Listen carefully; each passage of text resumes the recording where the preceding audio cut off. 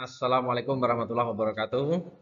Yang kami hormati Ibu Eni Ros, Fasil kami, CGP Angkatan 7, rekan-rekan kami di seluruh Angkatan 7, guru penggerak, saya Heru Nur Ikhwan, CGP 7. Alhamdulillah kemarin telah melaksanakan Rukol atau Ruang Kolaborasi 2.1, modul 2.1, yaitu tentang bagaimana guru memenuhi kebutuhan belajar murid melalui pembelajaran berdiferensiasi. Di situ oleh Ibu Fasil kami disajikan 5 situasi guru mengajar. Dari 5 itu kami dipersilakan pilih satu untuk dianalisis.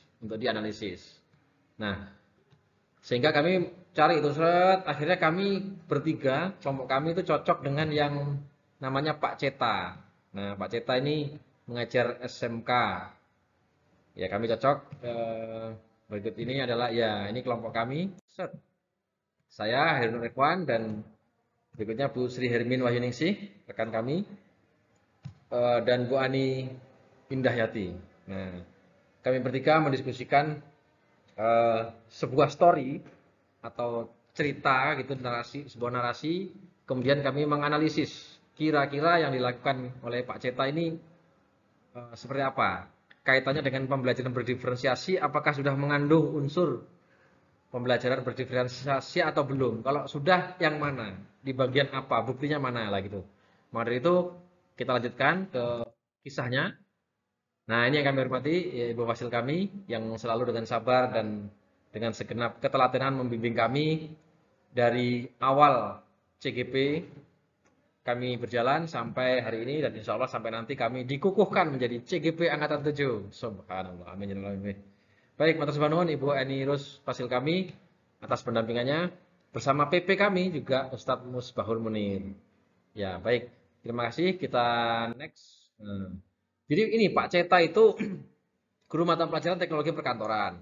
Beliau ingin mengajar hari itu dengan tujuan pembelajarannya adalah tentang transaksi online. Nah, jadi tujuannya siswa harus menguasai 3 hal, yaitu menguasai pengertian transaksi online, terus manfaat transaksi online, dan jenis-jenis transaksi online. Nah, seperti ini. Itu kira-kira kalau di kurikulum 13 tuh KD-nya begitu. Di Merdeka sudah tidak ada KD, sekarang katanya CP saja, capaian pembelajaran, nanti ada tujuan pembelajaran, terus ada ATP.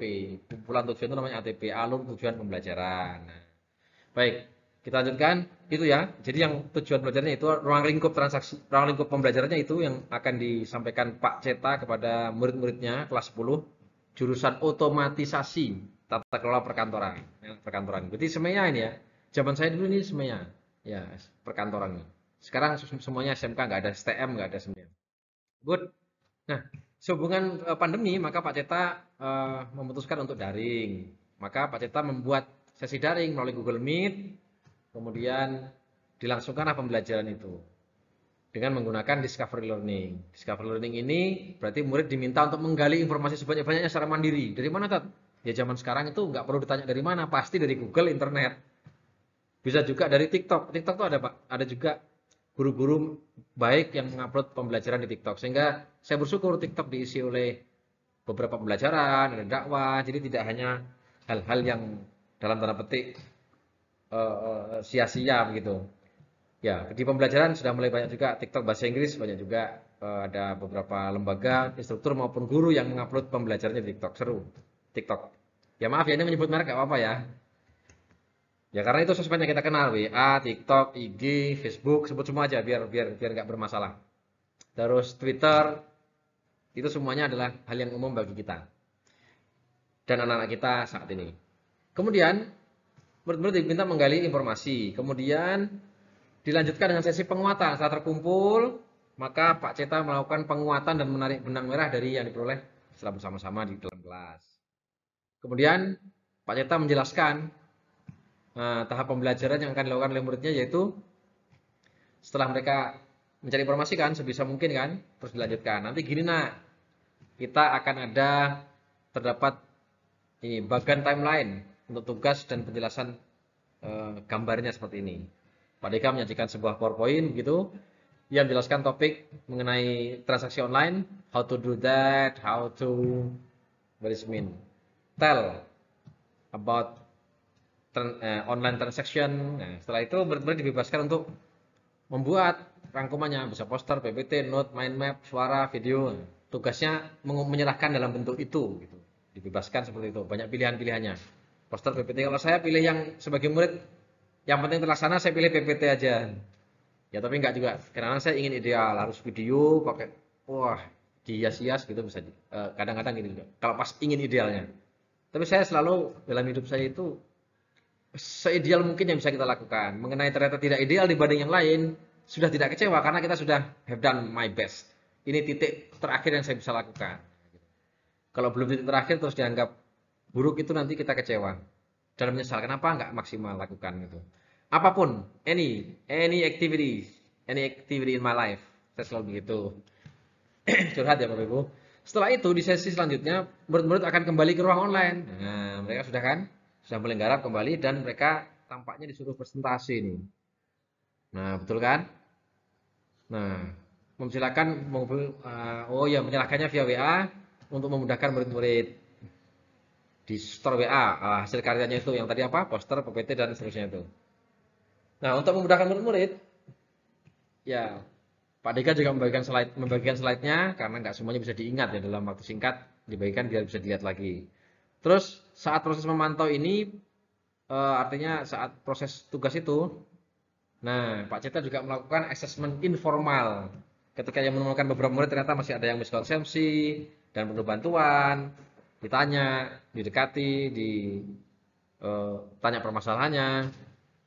Kemudian Pak Dega juga memberi kesempatan kelompok kecil yang masih miskonsepsi ini untuk bertanya dan dibantu sampai tidak miskonsepsi. Good. Nah ini sudah kami bertiga ringkaskan yang dilakukan Pak Ceta seperti ini. Beliau pertama pembukaan, berdoa, bertanya tentang apa perasaan murid, sambil apersepsi ini sudah mulai dikaitkan dengan transaksi online tadi itu, mengarah ke sana, tapi masih awal. Terus menyampaikan tujuan pembelajaran, menentukan strateginya discovery learning, melakukan penguatan dan menyimpulkan inti informasi dari murid.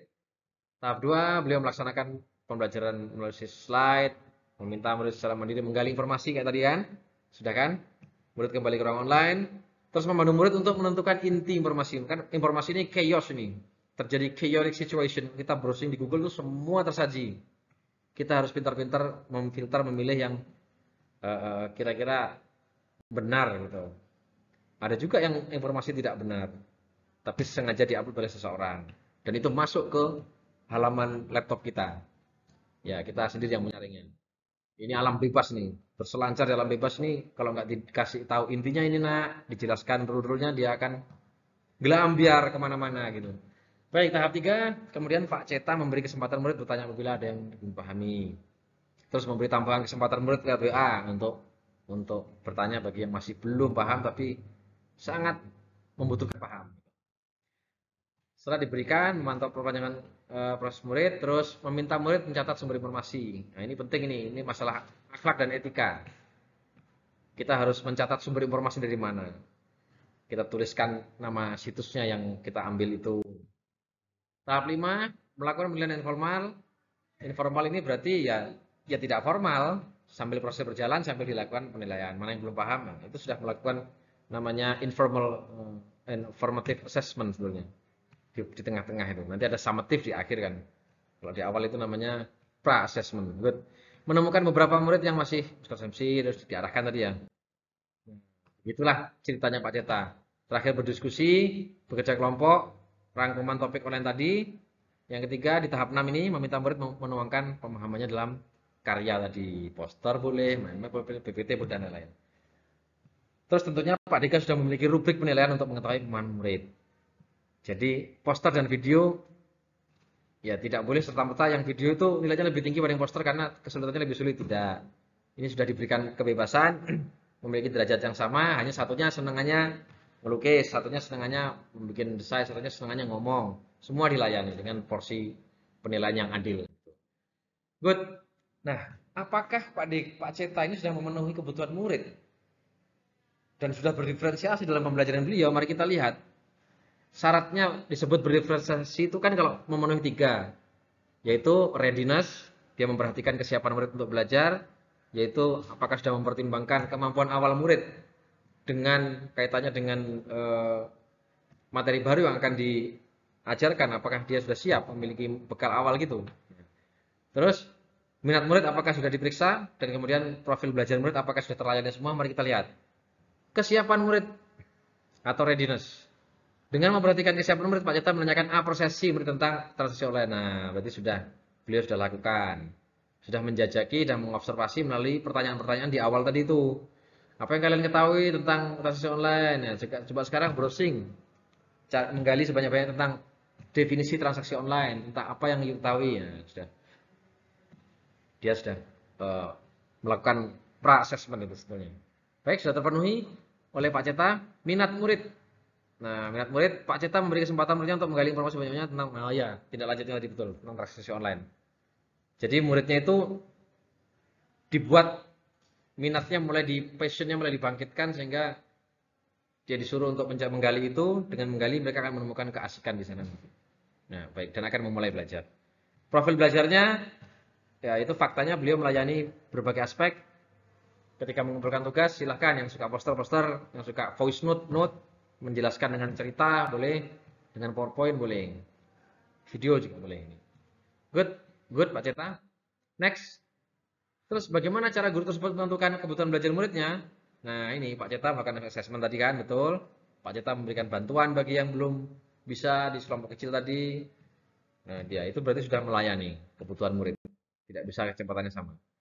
Dari segi 3 aspek prasyarat bisa disebut sebagai pembelajaran berdiferensiasi, yaitu dari kontennya, proses, dan produk. Konten kita lihat, memantau proses pekerjaan mandiri murid melalui pernyataan singkat di grup WA. Wah, ini juga melayani ya. Artinya kontennya itu bagi yang nggak paham itu bukan harga mati, dia tidak bisa dilayani. Produknya poster, PPT, video, note, terlayani semua. 3 modalitas VAK, visual, auditorial, sama kinesthetic terlayani berarti. Yang suka gambar yang gambar, yang suka ngomong auditoris dilayani, diterima semua. Tidak harus nulis, tidak harus gambar, tidak harus. Tidak kain soft. Prosesnya membantu murid belajar, menggali tadi betul, memberi kebebasan, merangkum, bentuk note. Nah, ya baik. Menurut kami bertiga, saya Bu Hermin dan Bu Ani, maka Pak Deka sudah melakukan hampir semua prasyarat pembelajaran berdiferensiasi, yaitu pada proses beliau melakukan asesmen informal, kemudian di akhir pertemuan beliau membuat rubrik penilaian dalam kelompok diskusi tadi itu, ada rubriknya udah.